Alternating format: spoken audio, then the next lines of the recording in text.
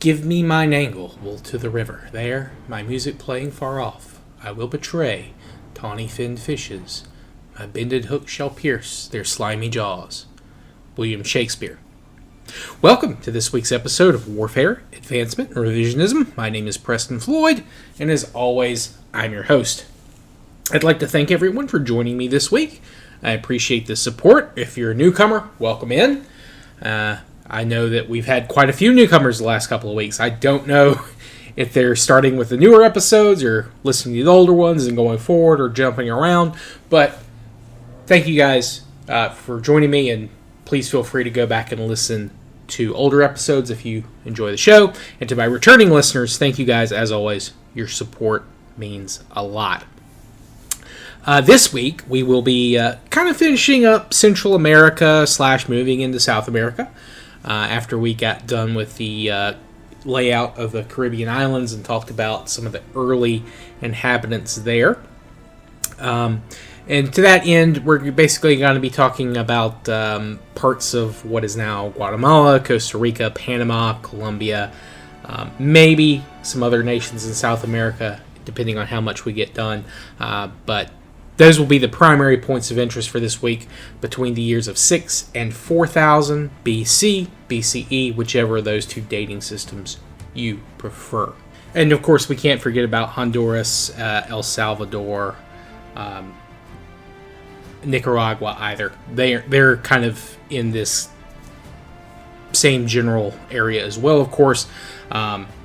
I'm just messaging those others because they're ones I'm going to focus a little bit more on, just because there was a little bit more literature that gave me some kind of new stuff to talk about this week. Because, like we've discussed the last couple episodes, this is still the Archaic period in a lot of Central America. Most economies are still very simplistic hunter-gatherer societies with fishing thrown in some areas.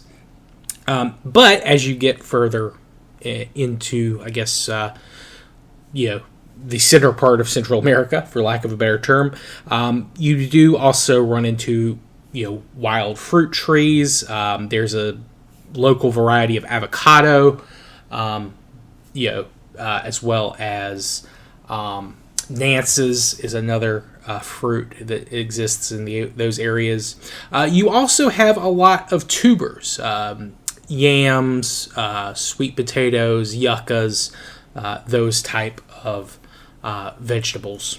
And it is the harvesting of these types of items that will eventually lead to the establishment of sedentary agricultural societies. But this process is beginning, and it probably has already started during our period here last season, but of course it's becoming more and more important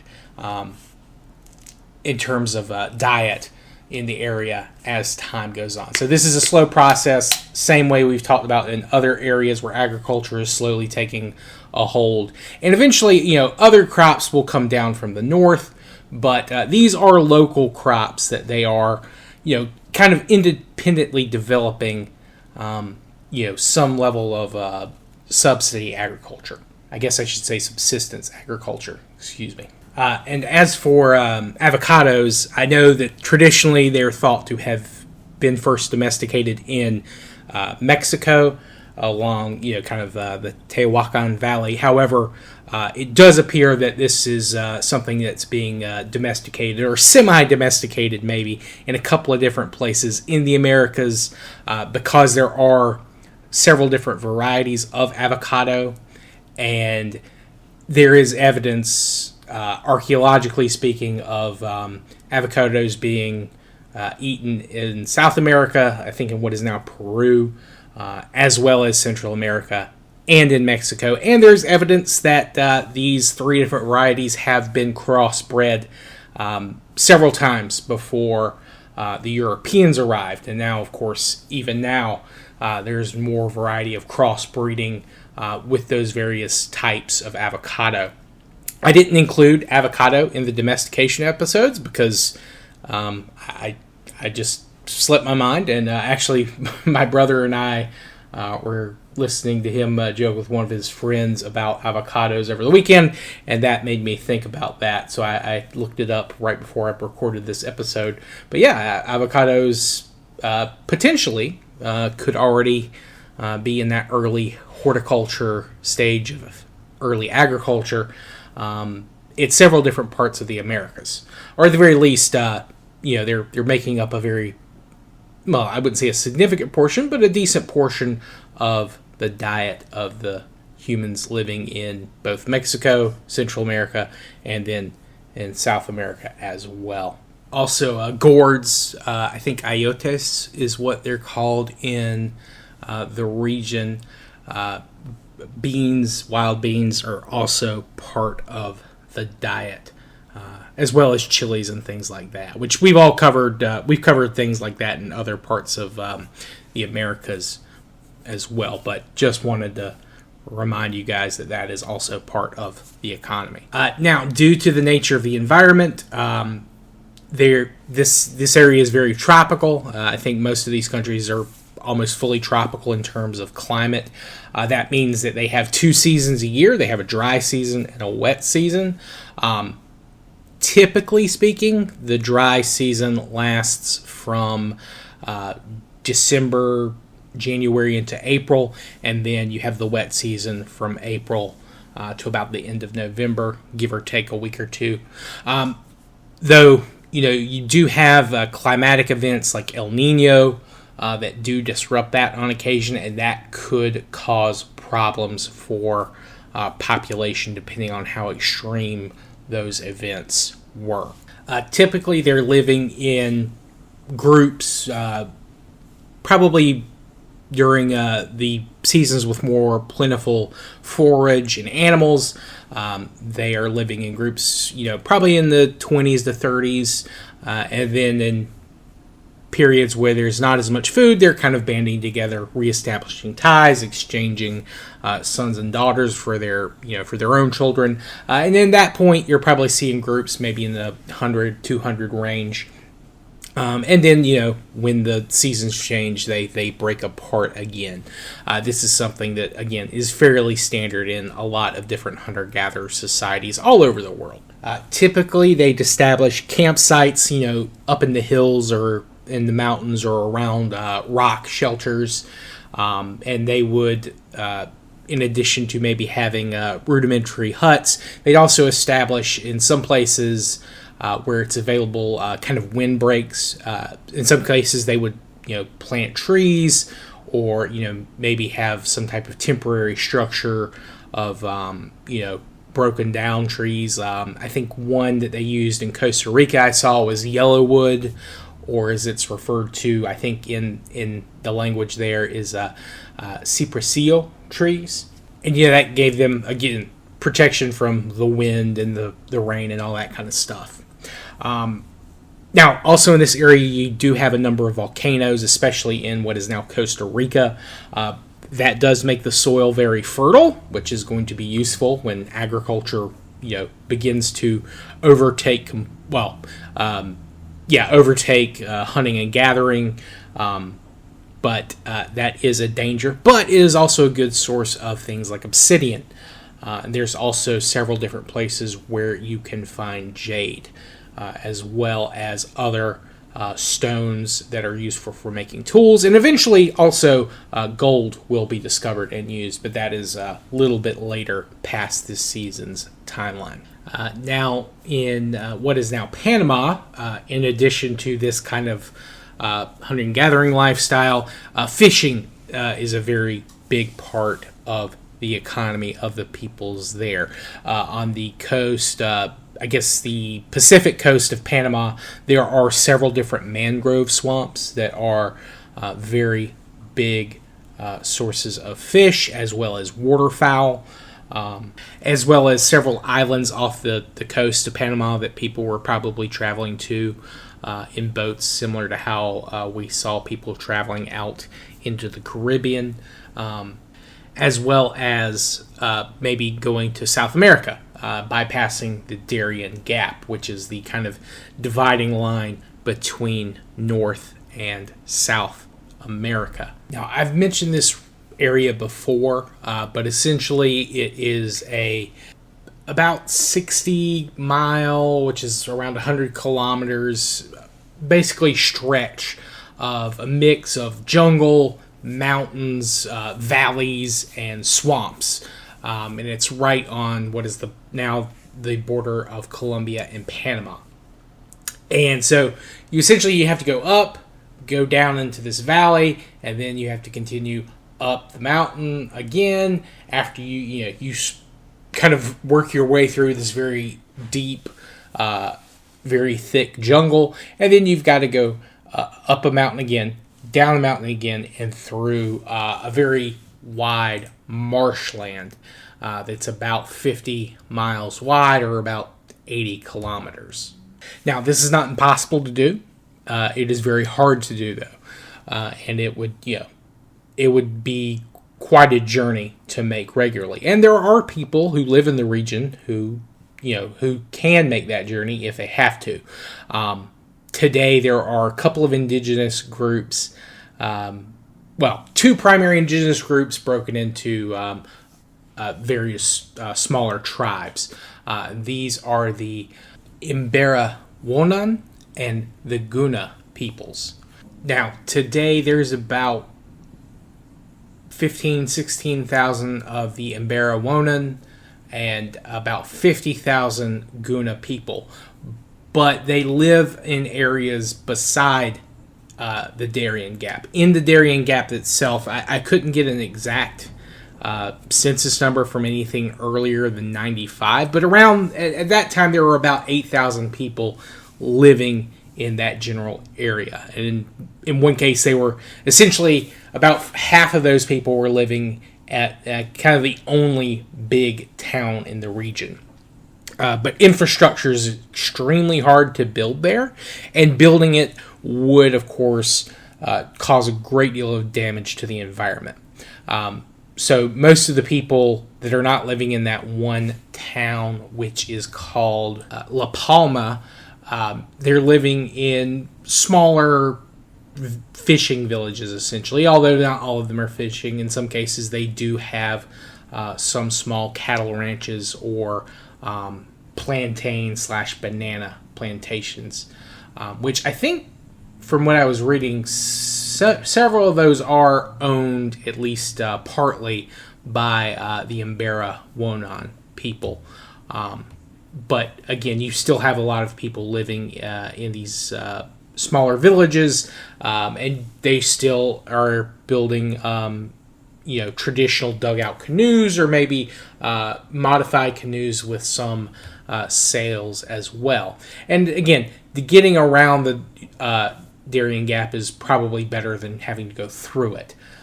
So that's a vital mean of travel through the region. Now, the Imbera and the Wonan peoples, they speak. They have the Imbera languages and the Wonan languages, but they're part of the Choco language family, and the Guna speak Guna. Although in their own tongue, it's Dulegaya, or people mouth, and they call themselves the Dule or the Tule, depending, I guess, on the dialect that they're speaking their language in. And I won't go into too much detail on them now, but I will come back and talk about them later, because they're pretty interesting bunch, both the Imbera Wonan and the Guna.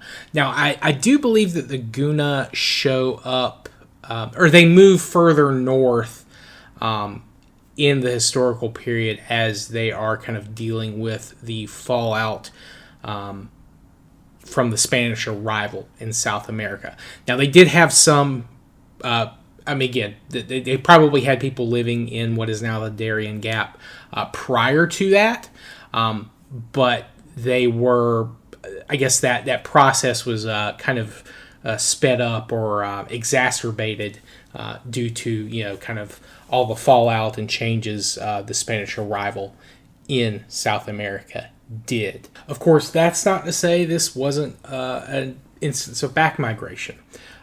Typically speaking, in the long historical run, people from South America do make up kind of, or not South America, but people from Central America do continue to migrate south. They've been doing it pretty much this the entire run of this episode. It's just how they're doing it and when they're doing it. So this could have been a process where maybe some of the Guna people had slowly been moving into what is now Colombia, and then they were dealing with the people already living there, and then the Spanish showed up and caused all kind of chaos. The Guna are not the only people trying to deal with that fallout, and this caused migrations in several directions by several different people. So keep that in mind as well. Now, actually, one site that we're getting ready to discuss kind of does illustrate this point of peoples constantly moving further south from Central America. And this discovery is very new. It was published last year in June. So right around the time I think we were talking about maritime Southeast Asia, this paper was published, and I've been saving it to kind of bring up with you guys. And you can find it at a couple of different sites. This is Smithsonian Magazine did an article on it. CNN did an article on it. Science. Several different publications have published the findings. And the findings are very important for a couple of reasons. And they are also kind of dealt a big surprise to the people who were conducting the research. But around 21 individuals were found at 5 different sites in the Altiplano, which are kind of these very high plateaus around the modern city of Bogotá, which is the capital of Colombia. And these had a very wide range of dates. The oldest one goes back about 6,000 years ago, which is right around 4,000 BC, give or take. And then there are some that much more recent. They go back to about 500 years ago. So the site was used, was occupied, obviously, several times during that period. I think that's putting it mildly. But these individuals were able to be DNA tested, which so far in this region of Colombia, there hadn't been a lot of great DNA evidence kind of showing how migration was happening. But this kind of, this is kind of a dream. You have 21 individuals over like a 5,500 year period, and you're able to see how they changed or stayed the same. Because typically speaking, in South America, there is very large and long continuities between groups who have been living in a general vicinity. That's not to say that there's not any changes, because again, you do have instances where new groups are moving in, or maybe some other groups are migrating away. So there are changes over time, kind of showing some level of migration.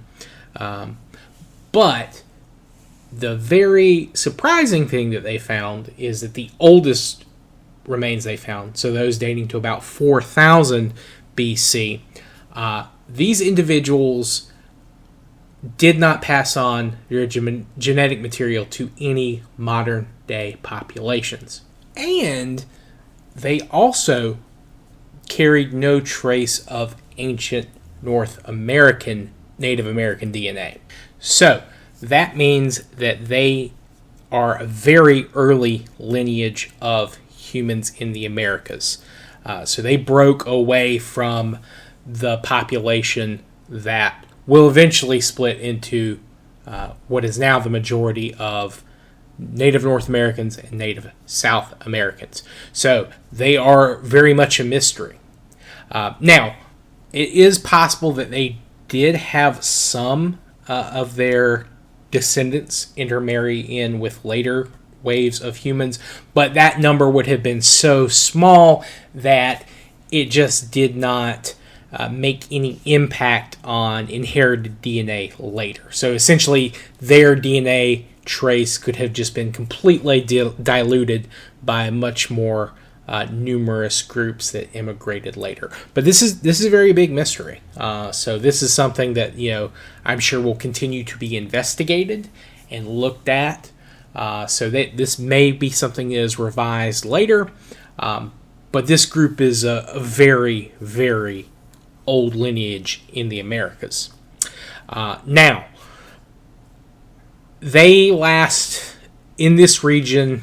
I think their last evidence of them goes away about 2,000 years after this, so right around 2000 BC. At that point, the people who they have found buried in this region are all from lineages that you would expect to find based on modern populations and what we know archaeologically speaking of later migration. So this group will continue to last in the Altiplano for at least a little while longer, but I think that's probably one of the more interesting mysteries that has popped up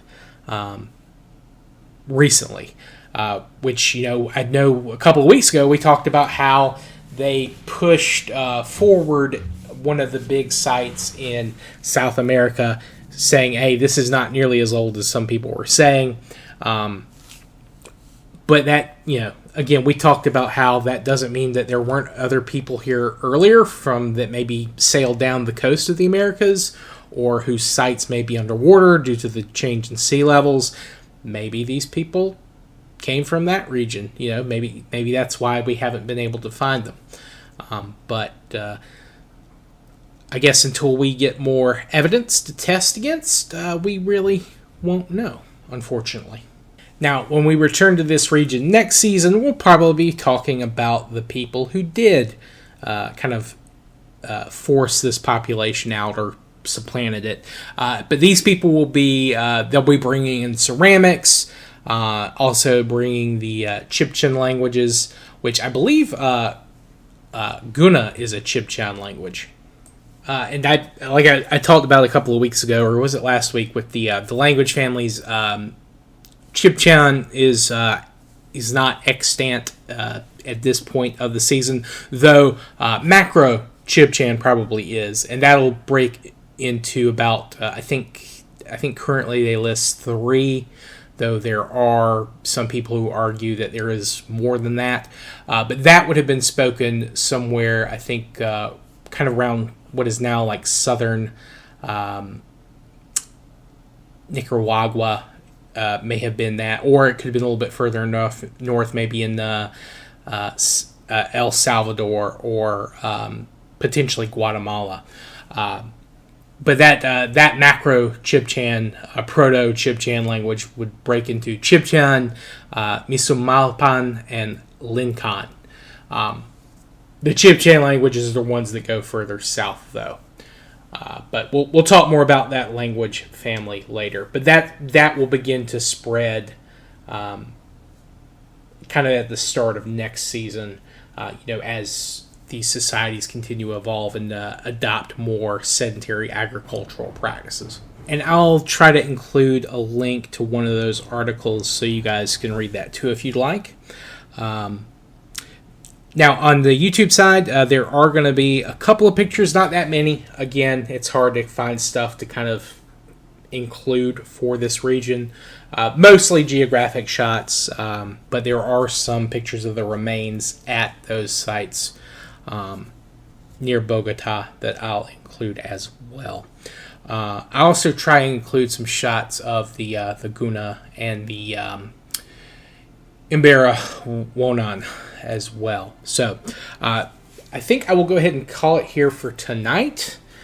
We'll be back next week. We'll continue down the Pacific coast of South America, and then we'll kind of go east after that. But I do appreciate everyone who came out tonight. Again, thank you guys so much for the support. Please be sure to like, rate 5 stars, download, subscribe, all that kind of good stuff on whatever platform you're listening to me on. I appreciate it. We are, I think, on YouTube over 420. Funny number at the moment. Although, who knows? We might lose one, gain a couple, lose one again. We'll see.